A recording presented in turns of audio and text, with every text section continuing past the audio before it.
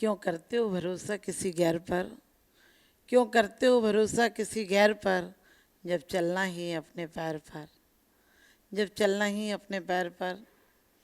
बीज जब मिटता है तो वृक्ष बन जाता है, बूंद जब मिटती है तो सागर बन जाती है, मिट्टी जब मिटती है तो गागर बन जाती है। वास्तव में इंसान मिटने के बाद, पिटने के बाद कुछ बन जाता है। वो शर्त शर्त इतनी है कि वो अच्छे हाथों में जाए। टूटता पत्थर भी है, मकानों में नींव में चला जाता है। यदि किसी अनाड़ी के हाथ टूटता है, और टूटता पत्थर वो भी है जो प्रतिमा बन जाता है, परमात्मा बन जाता है। इंसान भी टूटता है, यदि संसार से टूटे तो परमात्मा बन जाता है, उसके जीवन में स्वर संगीत आ जाता है। और यदि वो अपने आप से टूटे तो पापी बन जाता है, नरक चला जाता है, निगोज चला जाता है, दुख पाता है। और ये लोग कहते हैं पाप पुण्य क्या होता है, स्वर्ग नरक क्या होता है। मैंने कहा यहाँ पर देख लो, यदि स्वर्ग नरक देखना है, पुण्य पाप देखना है, तो अच्छे लोगों के जीवन में बाह्य संपत्ति कम भी होगी, बाह्य संपत्ति कम भी होगी, तब भी वो सुखी होंगे। और जो पापी लोग हैं उनके धन संपत्ति कितनी भी हो वो सुखी नहीं होंगे, क्योंकि उनके पास बाहरी संपत्ति, अंतर संपत्ति नहीं है।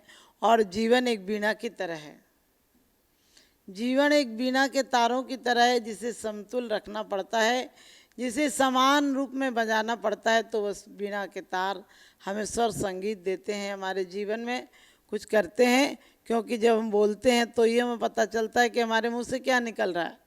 धर्मात्मा है वह हमेशा, कुंद कुंद स्वामी कहते हैं कि जो धर्मात्मा होता है वो हमेशा ज्ञान की बात, वैराग्य की बात और सद्भावनाओं की बात, संवेग की बात बोलेगा। उससे कभी भी पाप नहीं होगा स्वप्न में भी, और जो पापी है उससे कभी पुण्य नहीं होगा।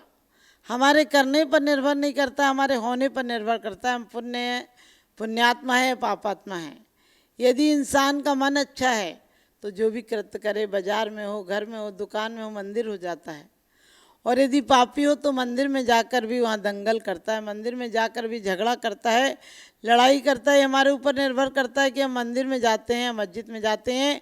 आदमी अपनी ज़िंदगी में हजारों बार मंदिर में भी जाता है, हजारों बार नरक में भी चला जाता है। एक व्यक्ति मरा, उसकी पत्नी दुखी थी, वैसे लड़ती थी, लेकिन पत्नी मरने के बाद हर कोई दुख व्यक्त करता है। आपने देखा होगा पहले लोग मर जाते थे तो लोग घूंघट निकाल कर बोलते रहते थे, बाबूजी कहाँ गए, बाबूजी आ जाते।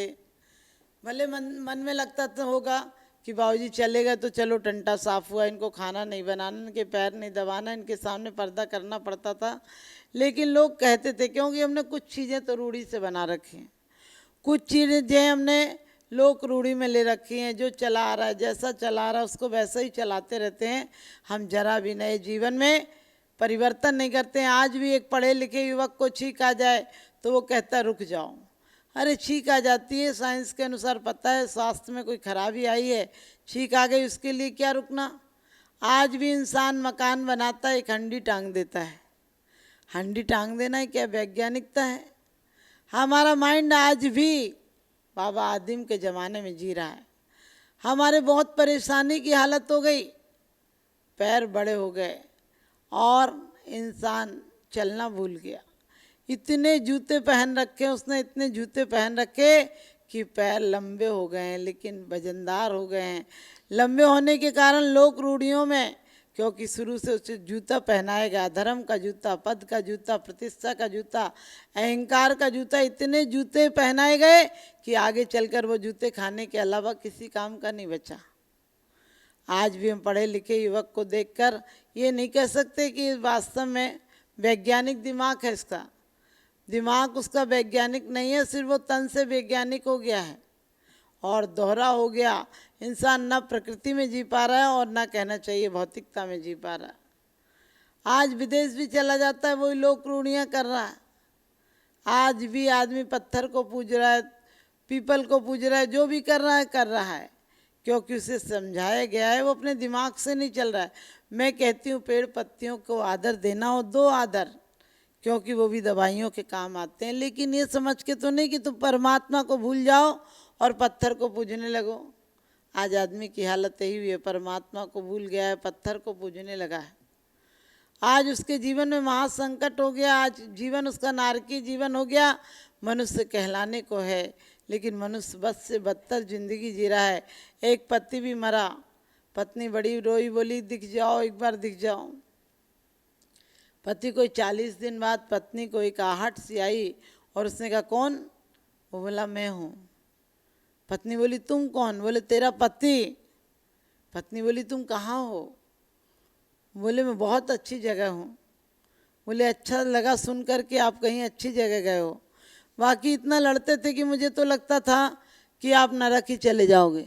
पत्नी बोली आप ले इतना लड़ते थे, अच्छा हुआ कि आप स्वर्ग चले गए, आप खुश है ना? कोई तकलीफ तो नहीं? पति बोला बहुत खुश हूँ, बहुत खुश हूँ। उसने कहा कोई तकलीफ? कहने लगे तकलीफ का नामो निशान नहीं है। तो पत्नी बोली फिर स्वर्ग के बारे में बताओ। उसने कहा स्वर्ग? कौन गया स्वर्ग? उसने कहा तुम ही कह रहे बहुत अच्छे हैं, बहुत अच्छे, तो अच्छे तो स्वर्ग में ही होते हैं। पति बोला अरे बावली मैं नरक में हूँ। फिर पत्नी ने कहा तुम फिर क्यों कह रहे थे इतने सुख में हूँ, सुख में हूँ, सब सुख है, यहाँ जैसा कोई दुख नहीं है।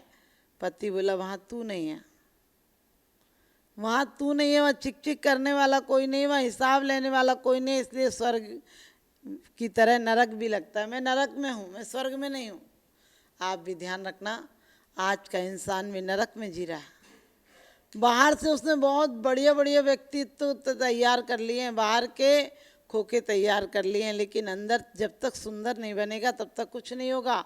क्योंकि अंदर सुंदर कैसे बन सकता है? वह जो जुबान से बोलता है वो उसके दिल में आना चाहिए।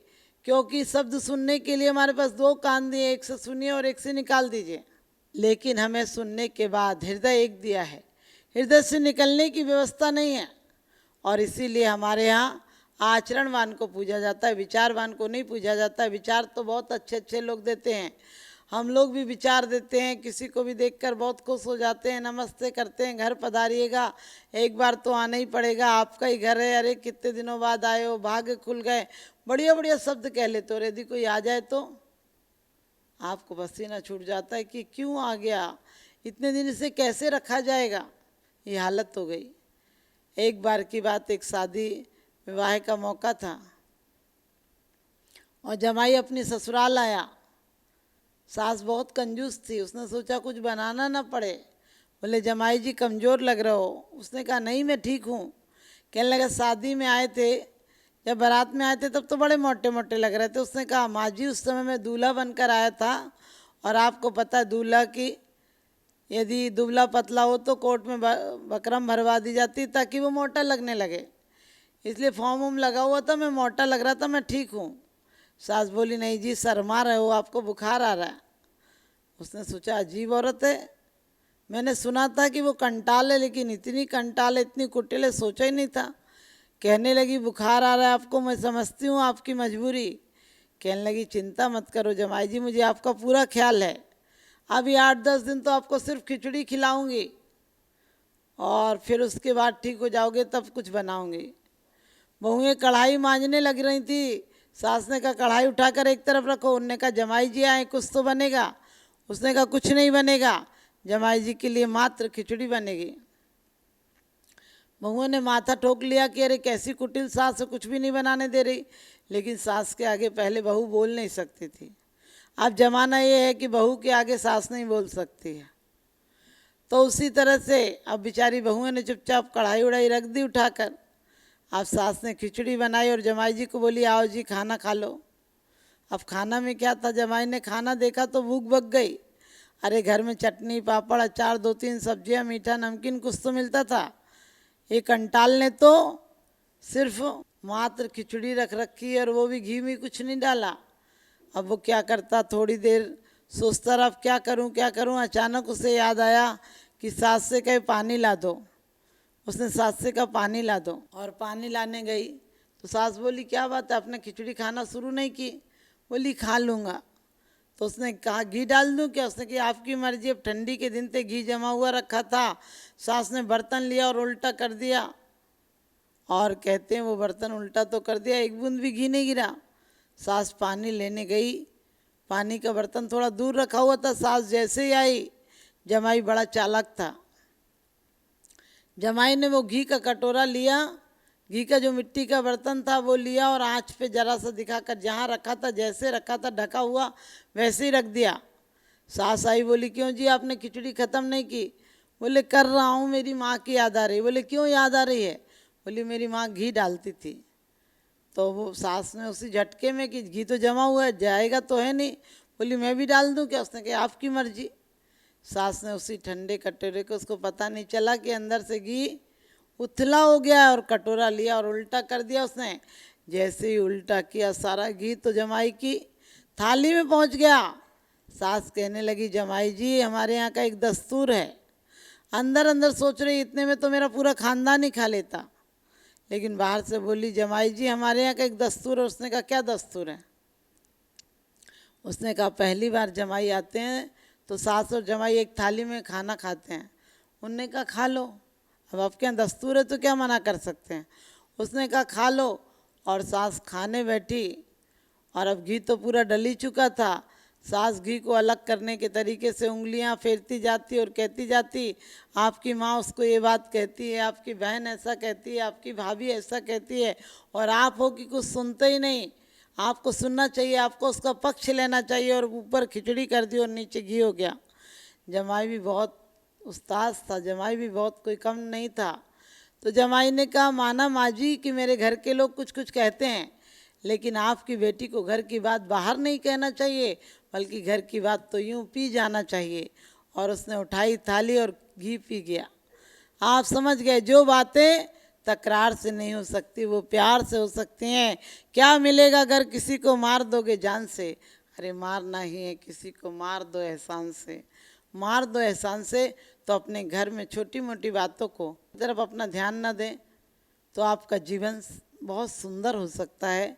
छोटी बातों को छोटा समझकर तुरंत कचड़े की डिब्बी में डाल दीजिए। अपने परिवार को सुंदर बनाना है तो छोटी छोटी बातों पर ध्यान नहीं लाना है, और आपका परिवार, आपका घर बहुत सुंदर, बहुत व्यवहार पूर्वक अच्छा बने, इसके लिए मेरा शुभ